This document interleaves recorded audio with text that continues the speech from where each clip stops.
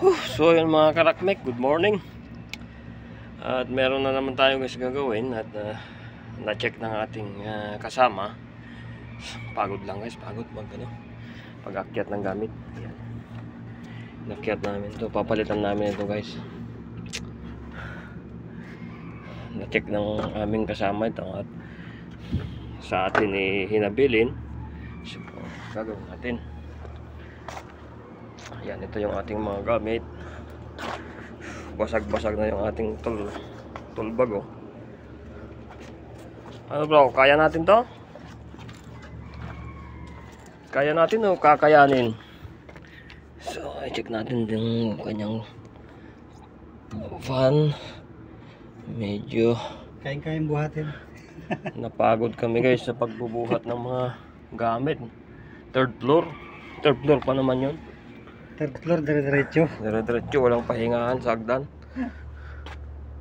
So, hindi natin alam guys, hindi sinabi sa atin kung ano pa yung mga kailangan. So, i-double check na lang natin mamaya pagkatapos nitong pagkabit ng compressor. Ayan, meron tayong R11. Flashing natin yan. So ayan mga karakmek, at napakainit nga. Nandito naman tayo guys, 4 na oras na naman tayo dito sa ilalim ng araw. Ayan, dahil magkakabit tayo ng bagong compressor, tatanggalin natin. So ganito lang guys yung aking plaster ng gauge dahil sira itong kulay blue. Gawin ko na lang charging hose to. Ayan o, sira yung kanyang gasket.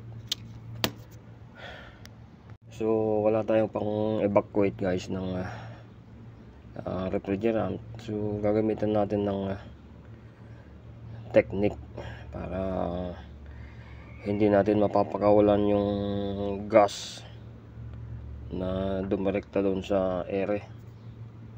Gagamitan natin ng tubig saka timba. Ayan. Wala tayong recovery, hindi pa nakakabili ng ating tagabili. Ayun si Rakmek papalaban na naman sa pag-install ng compressor guys. Ayun.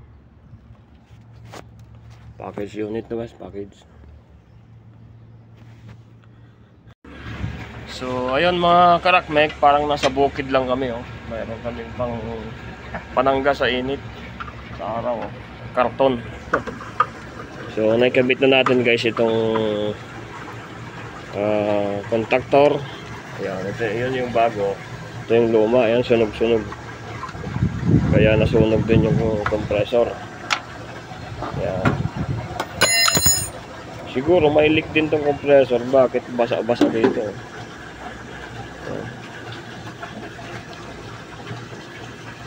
So ito guys ay dead ball na tong contactor na to. Ayan.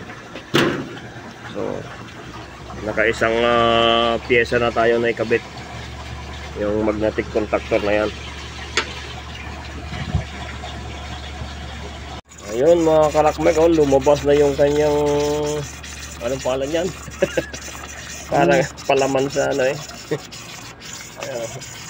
Sunog ang kanyang winding.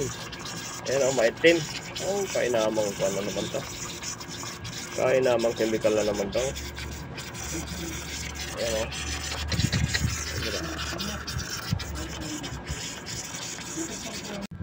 Ayan guys o, humihinga pa siya o. Buhay pa o. Buhay pa. Oo.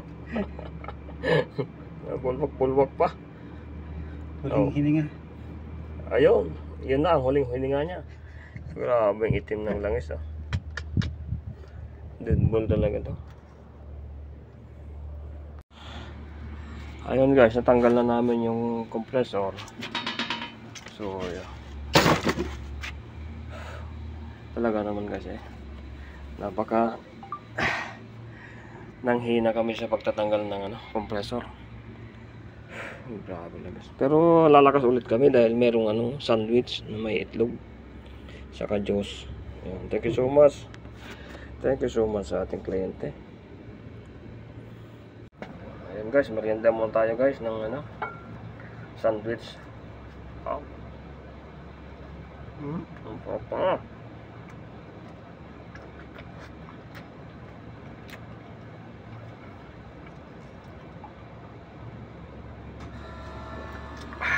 Ayun, si Rockmec eh, nagme-merienda muna. Napagod sa pagtatanggal ng kompresor.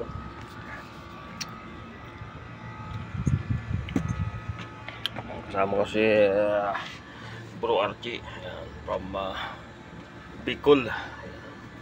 Oragon. Nagsama yung Bicol sa Ilocano. Ayan. Hindi mo alam ba, may kapitbahay akong taga Bicol dati, bro. Ano? Basta taga Bicol yun. So ayan mga karakmek, nilalagyan na natin ng R11 o R141B para ma-flashing natin dahil sobrang putik, sobrang dumi ang ating system. So gagamit tayo ng nitrogen pang tulak ng itong ating R11.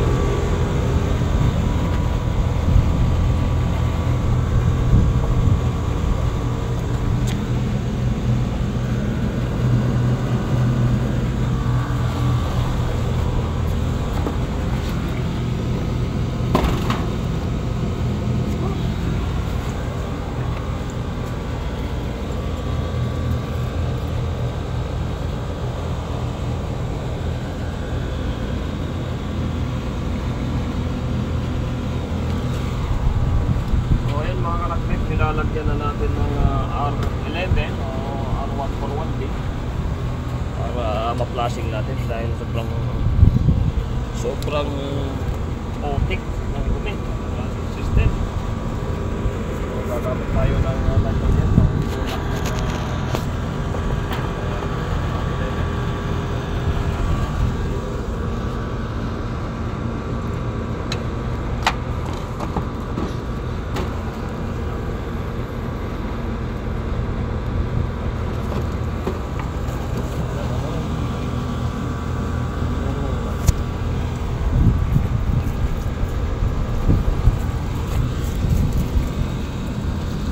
Pakita mo sa kanya.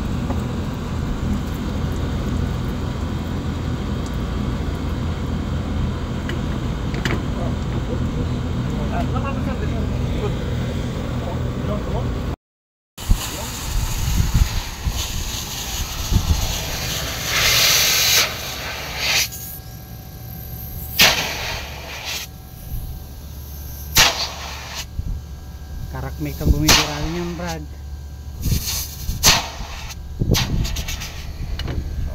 Ayan, no?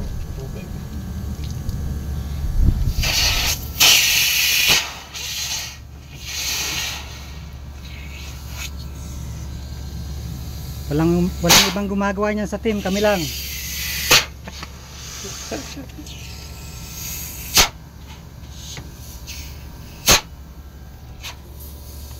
Ano, sa atin lang ata ang kompresor eh.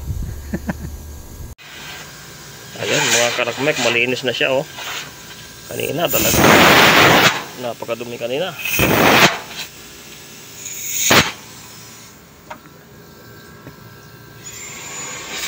Ano mo isa? Ayan, okay na. So sarado na natin. Pwede na. Pwede nang linisin. Tapos hinangin natin yung fittings ng compressor. Ayan.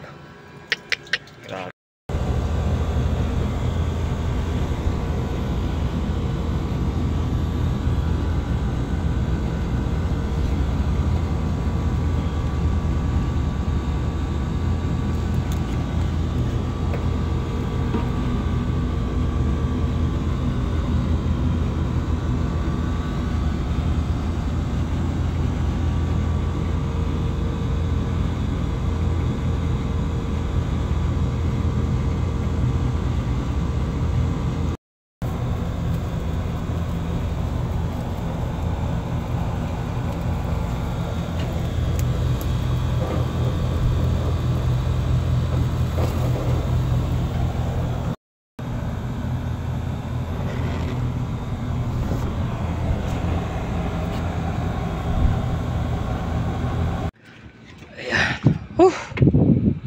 yun mga karakmek, i-testing muna natin kung gagana siya bago natin i-welding.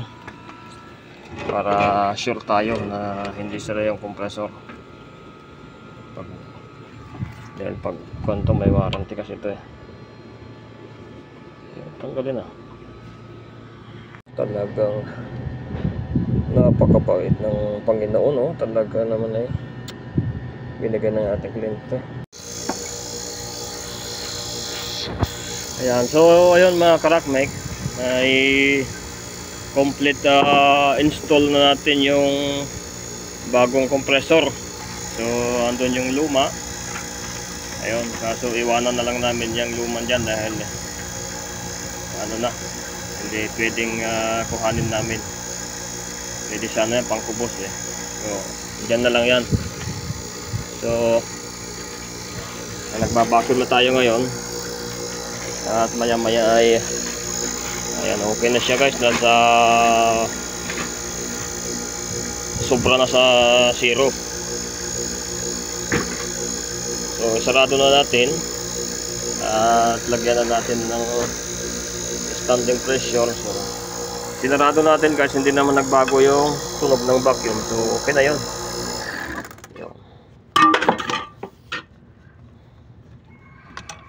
At ngayon guys, dahil sobrang init na, alas 2, kanina pa kami dito dahil kulang yung aming materials kanina. So buksan natin to guys, tapos i-parging natin dito para malinis yung hose natin. So ayun nga guys, kargahan na natin ngayon ng refrigerant. Kargahan natin yung kanyang condenser. Yan. Yan oh, usok talaga agad oh. So condenser muna guys yung ating lalagyan ng freon o refrigerant bago natin mamaya pag umandar dito tayo sa suction side, sa low side.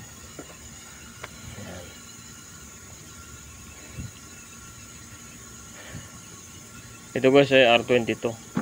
May nakalagay naman siya dito. Do not, saan na ba yun? May nakalagay dito eh. Bahala na kayo magbasa dyan. Basta may nakalagay ko dito kanina na nabasa ko naman. Pang R22 lang daw itong unit na to eh. Yan. Ayun. This compressor contains mineral oil and must be used with R22 only. Use for any refrigerant will void warranty.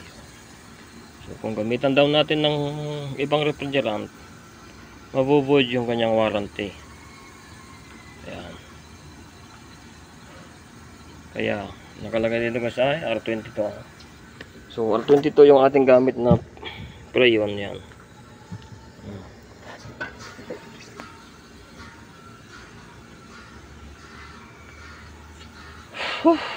Napakainit talaga. Ito lang may karton na pang silong. Hindi ba malangis bro? Yeah. Hindi malangis. Pag punasan na lang para so yun guys, na-check naman natin dito sa kanyang evaporator side. Yung belt ay okay naman.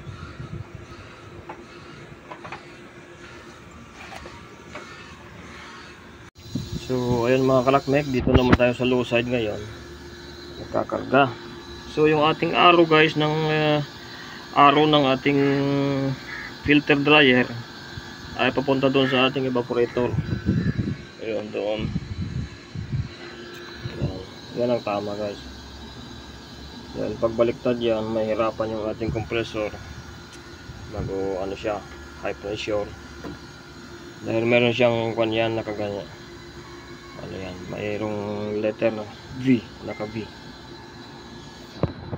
Ang loob niya ay parang naka V. Yung kanyang filter.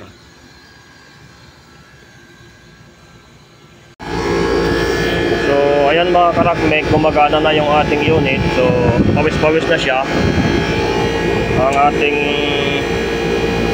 karga ay nasa 60. Sa 300 na yung ano, 320. So takpan natin 23.6 yung ampere. So ayan mga kalakmek, nasa 20.8 ampere. So tinakpan natin para maganda yung kanyang performance. So ayun, nasa 300 na lang. Yan, kargahan pa natin. Kargahan pa natin ng, gawin natin mga 65 o 70.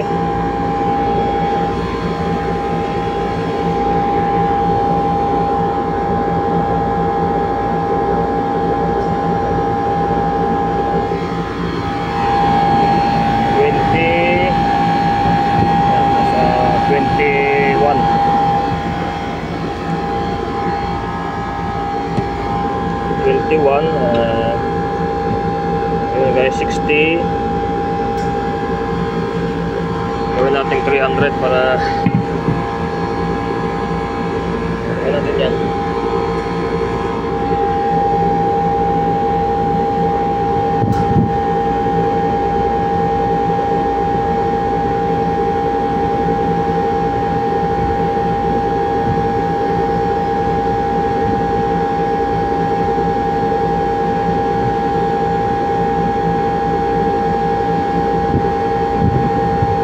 Ayan muna guys, 60 lang muna.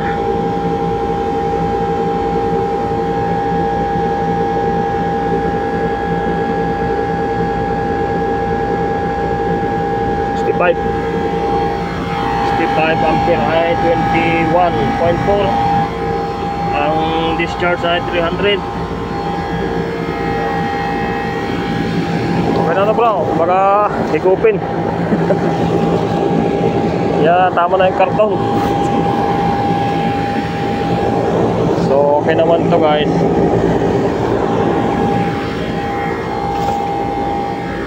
Yan, ito pa konti.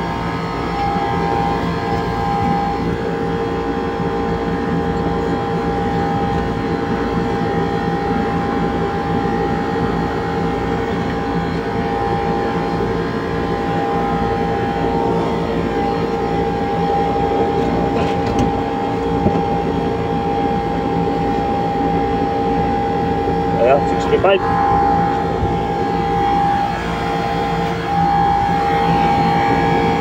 Ang final ay 21.2. So okay na guys, pawis-pawis na siya.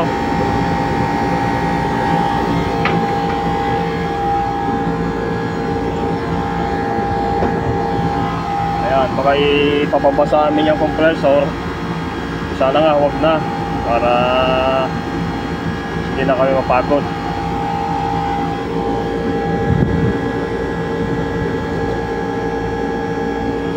65 lang, 65. Ayaw na pumasok.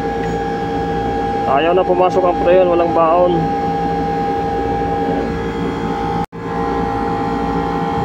Ayun mga kalakmek, ayaw na pumasok yung preyon.